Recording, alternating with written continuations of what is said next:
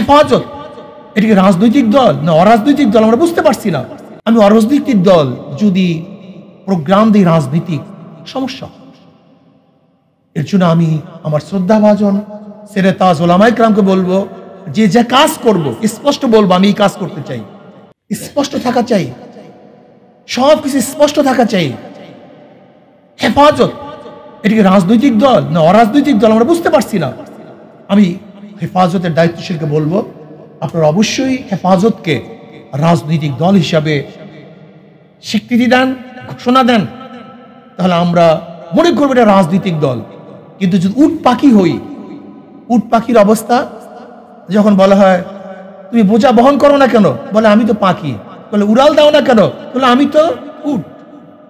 এরকম না, স্পষ্ট করতে এটা আমাদের সমস্যা, এটা সমস্যা।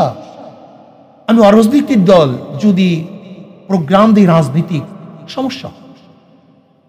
এর জন্য আমি আমার শ্রদ্ধাভাজন সেরে তাজ ওলামায়ে কেরামকে বলবো, যে যে কাজ করব স্পষ্ট বলবো আমি এই কাজ করতে চাই, এইটা আমার এই কাজ।